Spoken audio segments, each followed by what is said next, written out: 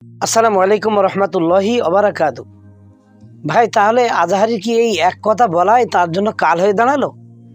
একটি মাত্র কথা বলায়? এই কথার পরিপ্রেক্ষিতে এবার শেষমেশ বিএনপির সেই নেত্রী আজহারি সাহেবের বিরুদ্ধে এত কড়া প্রতিবাদ করলেন যে আমি তো জীবনে একজন নারী নেত্রী বা নারীর কাছে এরকম কড়া ভাষায় প্রতিবাদ দেখিনি জীবনে। তো চলুন আমরা আগে তার ভাষণটা শুনে আসি, তার বক্তব্যটা শুনে আসি। একদল খেয়ে গেছে আর একজন খাওয়ার জন্য প্রস্তুত। একদল খেয়ে গিয়েছে আর একদল খাওয়ার জন্য রেডি হয়ে আছে। আজহারি সাহেব খাওয়ার জন্য মালয়েশিয়া থেকে উনি বাংলাদেশে আসছেন এবং উনি একটা খায়খোর।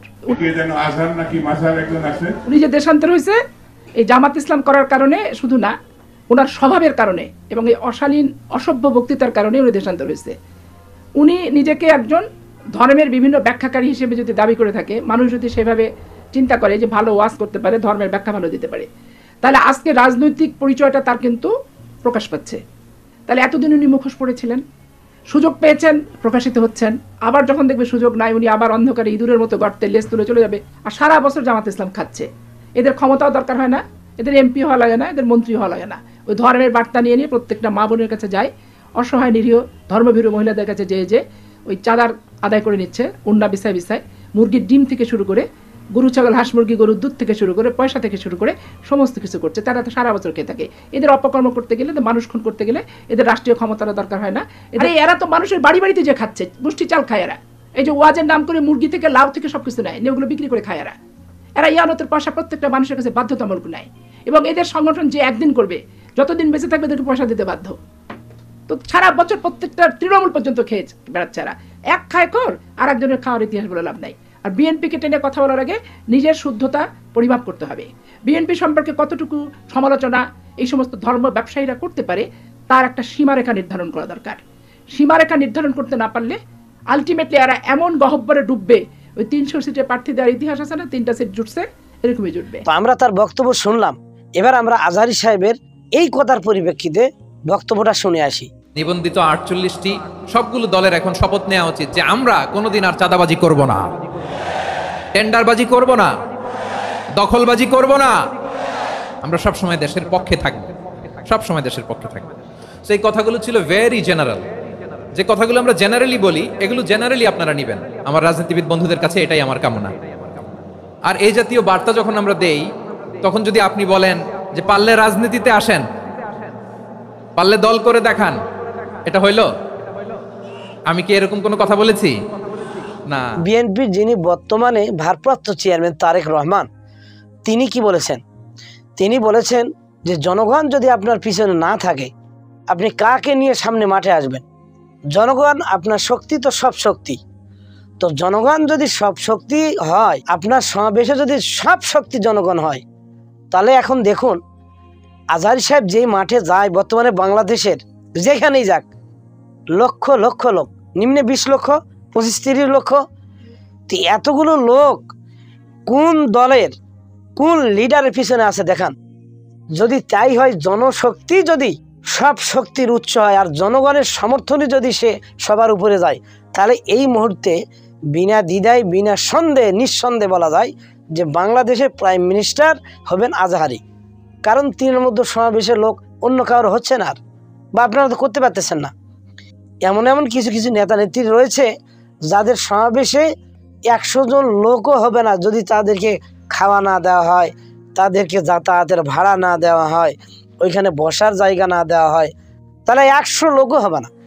অথচ আজহারি সাহেব যেখানে মাহফিল করবেন, 2 দিন আগ থেকে বাংলাদেশের বিভিন্ন প্রান্ত থেকে লোকজন এসে জমায়েত হয়ে শুধুমাত্র এক নজর দেখার জন্য পাক করে খাচ্ছে, শীতে কম্বল গায়ে দিয়ে ওখানে কোনো রকমভাবে এই শীত কাটাচ্ছেন।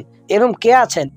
আল্লাহ তাআলা পবিত্র কোরআনুল কারীমের মধ্যে বলেছেন, ইউরিদুনা লিইউতফিউ নূরাল্লাহি বিআফওয়াহিহিম ওয়াল্লাহু মুতিম্মু নূরিহি ওয়ালাউ কারিহাল কাফিরুন। সূরা সফ। যে আল্লাহর নূরকে আল্লাহ তাআলা প্রজ্বলিত করবেন, নূরকে প্রকাশিত করবেন, যদিও কাফেররা অপছন্দ করে। তো আল্লাহ তাআলা নূরকে প্রকাশিত করবেন কিভাবে? যুগে যুগে নবী, রাসূল এবং বড় বড় ওলামায়ে কেরামগণ, এদের মাধ্যমে আল্লাহ নূরকে প্রজ্বলিত করবেন। আল্লাহ নিজে হাতে দিয়ে নূর তার প্রজ্বলিত করবেন না, এই মানবের দ্বারা। তার নূর হচ্ছে কি? নূর হচ্ছে সত্য, নূর কোরআন, নূর হাদিস, এগুলো হচ্ছে নূর। নূর হলো মুমিনের হৃদয়, নূর হচ্ছে মুমিনের সমাবেশ, এগুলো হচ্ছে আল্লাহ তাআলার নূর। নূর হচ্ছে মুমিনের শাসন, কোরআনের শাসন, এগুলো হচ্ছে আল্লাহ তাআলার নূর। তো খুব ভালো লাগলো অত্যন্ত যে আজকে চরমনার হুজুরের সঙ্গে বিএনপির লিডার মির্জা ফখরুল ইসলাম তিনি এক জায়গায় গেলেন, ওইখানে নামাজ আদায় করলেন এবং সেখানে তার সঙ্গে বসে এক জায়গার মধ্যে কুশল বিনিময় করলেন এবং তাদের সঙ্গে কিছু কিছু বিষয়ে ঐক্যমত পোষণ করলেন, টুপি মাথায় দিয়ে।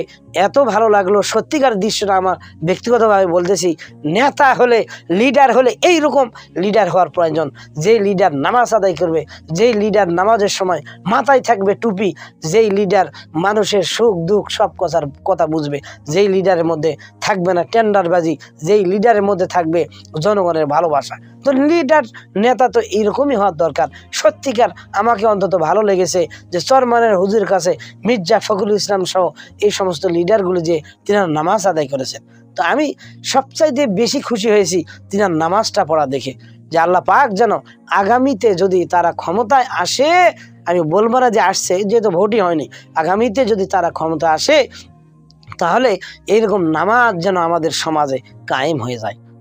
তাই আজকে আলেম ওলামাকে যেরকমভাবে গালি দেওয়া হচ্ছে, এই গালির প্রতিবাদ কে করবে? কে করবে বলেন? আমরাই করব। আজকে আলেম ওলামাকে উল্টা খোর বলা হচ্ছে, সিন্নি খোর বলা হচ্ছে, তারপরে আপনার এই যে মুষ্টিখোর বলা হচ্ছে, গরু ছাগল দুধ ইত্যাদি ইত্যাদি নিয়ে যে আলেমরা বিক্রি করে খায়। আপনারা এ পর্যন্ত দেখবেন যতগুলো ওয়াজ মাহফিলে এ পর্যন্ত চাল ডাল গরু পেঁয়াজ আলু এগুলো উঠানো হয়, একটা মাহফিলের কোনো হুজুর কোনো বক্তা তারা কি বিক্রি করে এগুলো নিয়ে পকেটে নিয়েছেন নাকি কমিটিরাই নেই? আপনারা বলুন তো। এখানে মাহফিল হয় দুইটা শ্রেণী, বক্তাকে কিছু টাকা দেওয়া হয় আর যেগুলো কালেকশন হয় এর মাধ্যমে কমিটিরা এগুলো তাদের প্রতিষ্ঠানকে চালায়। তো এগুলো চাল ডাল গরু সব কিছু ঝাল মশলা আদা পেঁয়াজ ইনি যেভাবে পাইকারি হারে বললেন, এইভাবে যদি আলেম ওলামারা নিয়ে যায়, বক্তারা নিয়ে যাইতেন, তাহলে এই যে মাহফিল কমিটি যারা করলো এরা প্রতিষ্ঠানটা কী দিয়ে চালান? এদের এই কালেকশনের দ্বারা বিক্রি করে ঠিক আছে, কিন্তু এগুলোর দ্বারা মসজিদ হয়, মাদ্রাসা হয়, মাদ্রাসার শিক্ষকের বেতন হয়, লিল্লা বোর্ডিংয়ের ছাত্রগুলো চলে, মাদ্রাসার নির্মাণ চলে। অথচ এগুলো না বলে ঢালাওভাবে এই যে বলা যেটা হলো যে হুজুররা সব বিক্রি করে এরা খায়, এগুলো সব অসত্য, এগুলো সব বানোয়াট একটা কথা। আপনি না জেনে হয়তো এগুলো বলেছেন, এগুলো আগে ভালো করে জানতে হবে, কমিটির কাছ থেকে জানেন এগুলো বিক্রি করে কী হয়, তারপরে মন্তব্য করেন, ইনশাআল্লাহ তাআলা ভালো লাগবে আমাদেরকে। তাই আমরা আগে ভালো করে আরও ভালো করে জানার কিছু খামতি থাকতে পারে, এই জন্য আমি গালিগালাজ করবো না, আমি আরও আহ্বান জানাবো যে আরও ভালো করে অন্তত 10 জন কমিটির, আপনি তো বড় একজন লিডার, বড় একজন নেতা মানুষ, আপনি আরও 10টা কমিটির থেকে শোনেন প্রতিষ্ঠানের যে এই যে চাল ডাল তারপরে আদা পেঁয়াজ ঝাল গরু দুধ এগুলো যে উঠানো হয় ওয়াজ মাহফিলের নামে, এগুলো কি করা হয়? এগুলো কি সব বিক্রি করে বক্তারা নিয়ে যায়, ওই আজহারি সাহেবদেরকে দেওয়া হয়, নাকি এগুলো কমিটিরা নেয়? আরও আপনি জানুন, জানার পরে যদি যেটা সঠিক ওইটা আবার আপনি এর পরবর্তীতে প্রকাশ করবেন ইনশাল্লাহ, আমি আশা করছি। সকলে ভালো থাকবেন। আসসালামু আলাইকুম ওয়া রাহমাতুল্লাহি ওয়া বারাকাতুহু।